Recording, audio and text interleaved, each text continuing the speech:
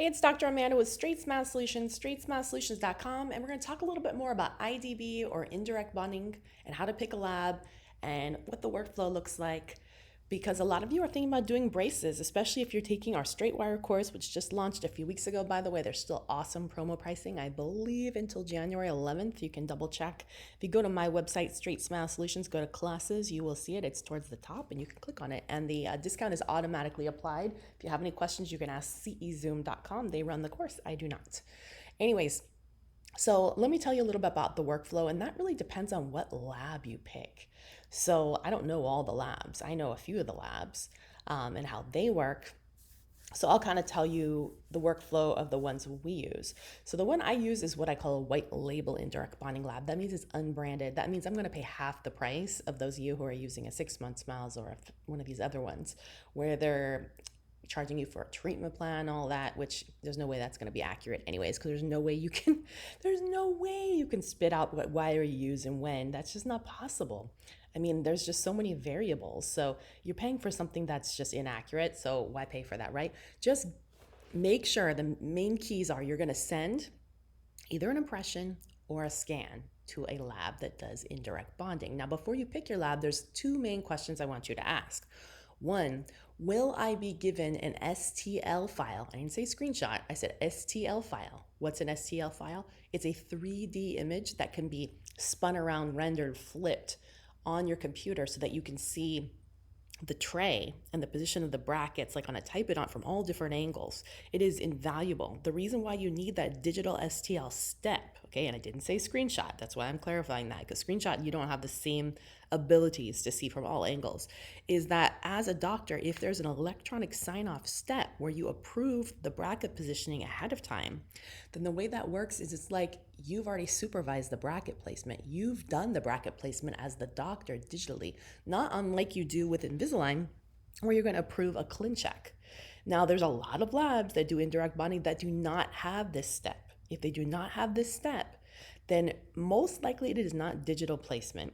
And also, you, the doctor, have to do the bonding because you haven't approved the bracket placement. You need to do the brackets, okay? Which may not be a big deal to you, but it might be at 4 p.m. on a Saturday when you've got a crown prep going on in the other room. Okay, sorry, general supervision in the same room. But in any case, you get the idea. If you digitally approve the bracket placement, first of all, that shows me security that they're using digital placement, which is the whole point. There are quite a few labs out there that do indirect bonding, and I've seen them. That's why I'm letting you know I was shocked. They just have some random technician that they train up from high school to place brackets. They're not orthodontists. The whole reason you're doing indirect bonding is you're having an orthodontist place your bracket. And I don't mean orthodontists from another country. I mean orthodontists from the United States who actually knows what they're doing. I'm not saying people from other countries don't know what they're doing, but a lot don't, okay? Because I see a lot of bad out there. So why not have it professionally placed by a computer, send the STL to you so you can flip it around, look at all different angles, make sure that everything's symmetrical the way you want it. And guess what? If you're not sure, that's what us ortho consultants are for. There's lots of us that are out there would be glad to help you and take a second look, have a second set of eyes. That's what we offer in our a la carte sessions, in our concierge membership. You just want one case. It's there, right? Okay, so now that you've approved that, then you're gonna go ahead and tell them, go ahead and fabricate. Go ahead and print that model. And what they're going to do is they're gonna go ahead and spit out that model. They're gonna go ahead and 3D print the little transfer tray. Sometimes it's a suck down like a bleaching tray. Sometimes it's a 3D printing one. That's another question. It really doesn't matter to me. I like the ones that are 3D printed better because you can drop the brackets in them and it should come already preloaded like a jig.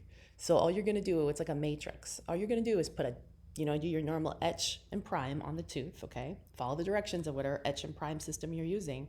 Not the whole tooth, just the area where the bracket goes, which is the middle of the tooth.